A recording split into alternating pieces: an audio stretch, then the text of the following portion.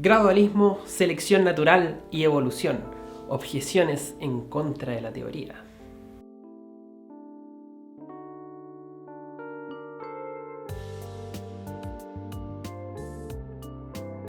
En los videos anteriores ya vimos algunos de los conceptos que están detrás de la teoría de evolución por selección natural. También vimos algunos ejemplos de esta teoría aplicada y de las distintas cosas que se derivan a partir de ella, como la extinción u otras. Pero recordemos que esta obra es publicada por primera vez en 1859 y el contexto de la época era generalmente gobernado por una idea creacionista. Por lo tanto, rescatar esta idea de la evolución y defenderla era algo bastante difícil, aunque no había sido la primera vez que había sido postulada la teoría al menos de la evolución. Lo que sí era novedoso en este caso era el mecanismo por el cual ocurría, que era la selección natural y esta idea de que eran cambios graduales. Como dije, esta obra fue publicada en 1859 y fue reeditada varias veces, hasta 6 veces, y como dije en el primer video, nosotros trabajaríamos sobre esta 6ª edición. Por lo tanto, a lo largo de los años que fue reeditada, Darwin fue recolectando las distintas objeciones que se le hacen a la teoría y las incorpora en la obra para discutirlas. Es justamente de lo que vamos a tratar en este video y con lo que vamos a cerrar con esta pequeña miniserie sobre el origen de las especies. Bien, para esto vamos a analizar principalmente 2 capítulos. Vamos a iniciar con el capítulo 6 de la obra, titulado Dificultades de la teoría. Uno de los primeros puntos que parte tratando en este capítulo Darwin es sobre la ausencia de variedades de transición. Recordemos que el proceso de evolución por selección natural es un proceso gradual que ocurre con pequeñas variaciones a lo largo del tiempo. Por lo tanto, lo que deberíamos observar es una gradación perfecta, es decir, cada uno de los intermediarios hasta llegar a el carácter desarrollado que podemos ver hoy. Sin embargo, se le objeta a Darwin que esto no es posible observarlo en la naturaleza frecuentemente, ya que no vemos estas variedades de transición o no vemos que haya una gradación perfecta en los organismos. Entonces, para discutir esta objeción, Darwin recurre a algo que ya nos ha señalado anteriormente. Recordemos este esquema del árbol y recordemos que, según Darwin, la selección siempre va a favorecer los caracteres divergentes, ya que esto evitaría que haya una gran competencia entre organismos similares. Es por esto que los organismos que se encuentran en gradaciones intermedias de los caracteres no es fácil encontrarlos en la naturaleza, debido a que van a estar sometidos a una gran competencia y por lo tanto es muy probable que se extingan a la larga. Debido a esto sería muy difícil observar esas variedades de transición, puesto que se estarían extinguiendo. Para argumentar esto más claramente, Darwin pone un ejemplo en el cual tenemos un llano y una montaña, y ovejas viviendo en este paisaje. Nos dice que existe una variedad de ovejas la cual está acostumbrada a vivir en la montaña y una variedad que está acostumbrada a vivir en el llano. Y justo en la intersección entre el llano y la montaña existiría una tercera variedad que está viviendo en ese espacio de transición, que no está perfectamente acostumbrada a la montaña ni perfectamente adaptada al llano, sino que más bien un espacio de transición. Debido a que existe esta variedad que es intermedia en sus caracteres o en su adaptación a estos dos distintos medios, es que estaría en competencia tanto con las ovejas de la montaña como con las ovejas del llano. Por lo tanto, nos dice Darwin que a la larga, cualquiera de estas dos variedades, tanto la del llano como la que está presente en la montaña, terminarían por hacer que la especie que se encuentra, o mejor dicho, la variedad que se encuentra entre esta intersección de la montaña con el llano se extinga a la larga, debido a que no está completamente adaptada ni a la montaña ni al llano, y por lo tanto estas ovejas que sí están acostumbradas a la montaña, sí están adaptadas al llano, son mejores en esos terrenos y por lo tanto a la larga les ganarían en esta competencia o en esta lucha por la existencia, como dice Darwin. Y por esto sería que no podríamos observar esas variedades de transición. Otro punto que se le discute fuertemente a Darwin son los órganos de complicación extrema. ¿A qué se refiere con esto? El caso particular, por ejemplo, de los ojos. Se le objeta a Darwin cómo es posible que una estructura tan complicada como un ojo pueda llegar a formarse mediante su teoría de selección natural. Para esto, estas gradaciones insensibles no deberían representar nada, o cómo podrían eso representar una ventaja para el organismo. Para conocer la evolución del ojo, Darwin nos indica que tendríamos que conocer la línea de descendencia de la cual se ha originado esta estructura. Sin embargo, también nos advierte que esto no es posible debido a que gran parte de las especies que han dado origen, por ejemplo, al ojo de los mamíferos, hoy se encuentran extintas. Por lo tanto, nos propone un segundo ejercicio en el cual veamos las distintas estructuras que pudieran ser similares a un ojo o un ojo como tal, que se encuentran en la naturaleza hoy en día, representada por las distintas especies que habitan este mundo. Y comienza diciéndonos que podemos tener la estructura más básica relacionada a un ojo, la cual serían células pigmentarias unidas a un nervio y esto cubierto por una capa de piel transparente. Y esa estructura básica, luego ver hasta el otro extremo, que serían, por ejemplo, el ojo de un mamífero.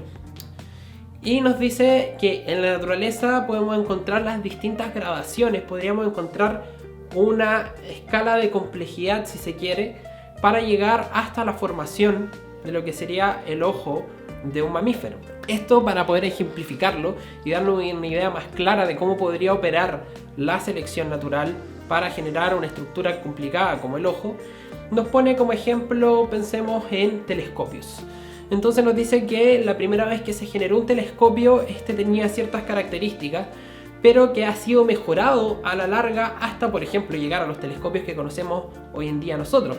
Se ha ido mejorando poco a poco. De esta forma también actuaría la selección natural. Y de hecho nos dice, bueno, esperemos 1 millar de telescopios, hagamos 1 millar de telescopios y veamos cómo han ido cambiando en el tiempo. Y esto sería también lo que ocurriría con el caso del ojo. Serían pequeñas modificaciones a la larga. También se le objeta que estas pequeñas modificaciones o que estas modificaciones en el fondo es muy difícil que hubieran ocurrido todas al mismo tiempo, ya que todas son muy complicadas, ante lo cual Darwin nos recuerda que no es necesario que estas modificaciones hayan ocurrido todas al mismo tiempo. Pueden haber sido primero una y luego otra, pero siempre teniendo en cuenta que para esto se requiere una gran cantidad de tiempo. En este capítulo también se aborda la problemática o lo que se titula como complicaciones especiales de la teoría. En este punto se le objeta a Darwin que existen algunos organismos, como por ejemplo peces, que tienen órganos eléctricos, pero que no guardan ninguna relación entre sí. Es decir, ¿cómo es posible que estos órganos eléctricos pudieran venir de un antepasado común? Dentro de esto, Darwin habla principalmente de 2 organismos: Hypnotus electricus, o lo que conoceríamos como una anguila eléctrica, y de torpedo, que es lo que conoceríamos como una mantarraya que tiene un órgano eléctrico. Ambos organismos presentan, como digo, estos órganos eléctricos, sin embargo, al compararlos entre sí no guardan mayores características comunes. Ante esto, Darwin nos indica que si realmente vinieran de un antepasado común, deberían guardar algunas características comunes entre sí, además de estos órganos eléctricos. Además indica que estos órganos eléctricos tampoco son similares, si bien producen el mismo efecto, no serían la estructura similar. Por lo tanto, estaríamos frente a lo que se conoce como una estructura análoga, es decir, sería una analogía. Ambos órganos van a cumplir la misma tarea, pero no tendrían un origen común, es decir, son innovaciones de la evolución independientes, pero que cumplen la misma función. Por lo tanto, estos órganos eléctricos en los distintos peces no sería una dificultad para la teoría. Otra objeción que se hace dentro del capítulo es con respecto a los órganos que no serían importantes. ¿A qué se refiere quienes hacen esta crítica o quienes hacen esta objeción? Se refieren a órganos que no se conoce o no se tiene muy claro que cumplan alguna función que sería de relevancia para el organismo, por ejemplo, para mantenerlo vivo, dentro de otras cosas. Ante esto, Darwin nos indica que realmente, por un lado, podemos no saber qué tan importantes son estos órganos para el organismo, y segundo, no podemos decir que no hayan sido importantes durante todo el tiempo que esta especie ha existido o sus antepasados han existido. En algún punto ese órgano o esa parte pudo ser importante y por lo tanto puede haber evolucionado por selección natural. Es decir, estaríamos atribuyéndole una funcionalidad en el pasado, lo que permitiría que la selección actuase sobre ese órgano en particular. Así avanza este capítulo y existen otras objeciones más, pero esas ya te las dejo a ti. El segundo capítulo que vamos a discutir hoy es el capítulo 7, el cual justamente se titula Objeciones a la teoría de selección natural. Este capítulo es muy interesante porque en él Darwin reúne todas las objeciones o gran parte de las objeciones que otros naturalistas de la época le hacen a la teoría de selección natural. Dentro de todas estas objeciones y de los distintos naturalistas que aparecen dentro de este capítulo, destaca la objeción o las objeciones que realiza George Mivart. George Mivart es un naturalista de la época que intenta reconciliar de cierta forma las ideas de Darwin con las ideas del cristianismo. Sabemos que a la larga esto le resulta infructífero y es rechazado tanto de ambas partes, es decir, desde el cristianismo como también desde el lado de Darwin. Por lo tanto, este capítulo se centra mucho en objeción de Mivart, respuesta de Darwin, objeción de Mivart, respuesta de Darwin. Para esto vamos a analizar simplemente un ejemplo de los muchos que se discuten en este capítulo, y eso es con respecto a las jirafas. Para este ejemplo, Darwin comienza recapitulando la idea de evolución por selección natural aplicada esta vez al cuello de las jirafas. Entonces, Darwin nos pone en un contexto en el cual, por ejemplo, tenemos escasez de alimentos y aquellos organismos, aquellas jirafas que tengan el cuello ligeramente más largo van a poder ramonear o van a poder comer las hojas que están más altos en los árboles. Debido a que pueden comer estas hojas que están más altos en los árboles y por lo tanto tienen acceso a una mayor cantidad de comida, les va a permitir sobrevivir, por ejemplo, incluso al ataque de depredadores, y a la larga les va a permitir reproducirse. Por lo tanto, las jirafas que sean un poco más grandes van a tener esta ventaja y se van a reproducir más, como ya hemos visto anteriormente en esta idea de selección natural. Es decir, hay una reproducción diferencial que es ventajosa para las jirafas que son ligeramente más grandes y por lo tanto van a dejar una mayor cantidad de descendientes. Si esta presión de la escasez de comida se mantiene a la larga, podemos ver cómo es que a medida que pasan las generaciones o que avanza el tiempo, el cuello de las jirafas va a ser cada vez más largo, ya que siempre se estarían seleccionando aquellas que sean un poco más largo, que les estaría dando la ventaja con respecto a las que no tuvieran esta característica. Una vez planteado este esquema es que Darwin nos habla sobre las objeciones de Mivart. La primera objeción de Mivart con respecto a las jirafas es con respecto a su tamaño, ya que nos dice que mientras más grande el tamaño, obviamente un organismo va a necesitar una mayor cantidad de alimento. Por lo tanto, para Mivart le parece inconcebible que un organismo vaya a aumentar su tamaño y que esto no vaya a ser una desventaja muy grande con respecto a la alimentación, en favor, como dice Darwin, de ramonear las hojas que están más altas. Para argumentar a su favor, Darwin nos pone en el contexto actual de África o en el contexto que tenía él en su época, y es que existía una gran cantidad de jirafas y de otros animales grandes. Por lo tanto, a Darwin le parece extraño o le parece inverosímil que, habiendo tantos animales grandes, era imposible que estos no pudieran encontrar una forma de sopesar esta dificultad que plantea Mivart con respecto a la escasez de alimento o con respecto a las desventajas por tener que consumir mucho alimento para mantenerse. Por lo tanto, de esta forma, de cierta forma, argumenta un poco en contra de esta idea de que mientras más grande, más alimento y por lo tanto menos ventajoso sería ser más grande. A esto agrega que debieron existir antepasados remotos que fueran gradaciones intermedias que se enfrentaran a la escasez y que pudieran superarla. Además, también indica que como cosas a favor de aumentar el tamaño tenemos, por ejemplo, la capacidad de poder ver a los predadores desde más lejos o también poder defenderse de los mismos. Por lo tanto, no es solamente una ventaja la que adquieren al aumentar el tamaño, sino que podemos ver distintas ventajas que pudieron también haber influido sobre esto. Como segunda objeción de Mivart, nos dice bien, consideremos que el aumento del tamaño del cuello es una característica ventajosa.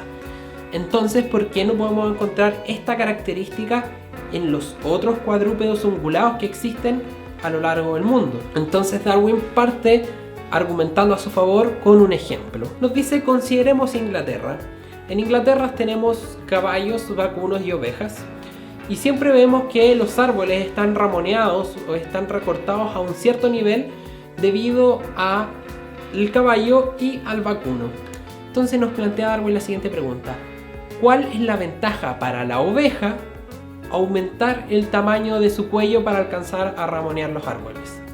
Uno podría identificar que realmente ahí no hay una ventaja en aumentar el tamaño del cuello de la oveja, debido a que la diferencia de tamaño entre una oveja, un caballo y un vacuno es realmente muy grande. Por lo tanto, una pequeña variación en el aumento del tamaño de la oveja no le ofrecería ninguna ventaja.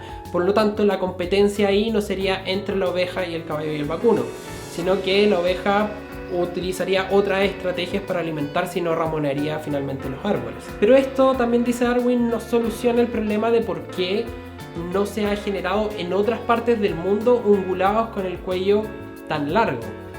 Pero también dice que esperar una respuesta para esta pregunta puede ser algo bastante complejo, debido a que sería tan difícil como preguntarse por qué en la historia de la humanidad sucedió un evento en tal año y no en otro. Depende mucho de la historia natural de cada sitio y por lo tanto no es una respuesta a la que se pueda llegar fácilmente.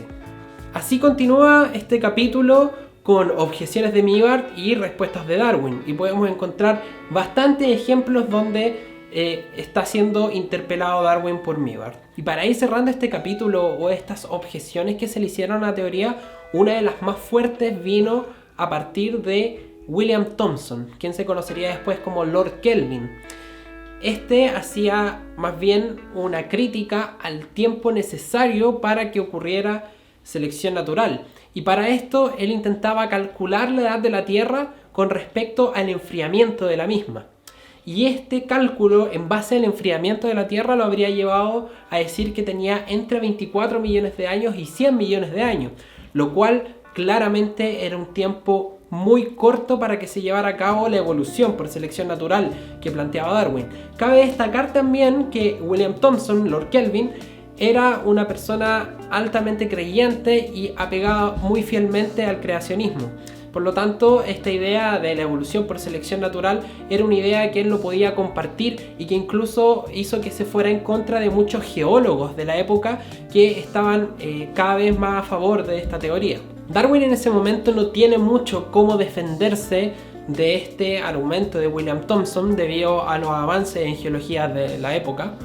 Sin embargo, como ya sabemos, a día de hoy las estimaciones más recientes de la edad de la Tierra la estipulan en 4.543 millones de años, es decir, tiempo suficiente para que pudiera haber actuado algún mecanismo como la evolución por selección natural. Como vemos, gran parte de las críticas u objeciones que se le hacen a la obra de Darwin están centradas principalmente en el gradualismo y en el mecanismo, es decir, en la selección natural.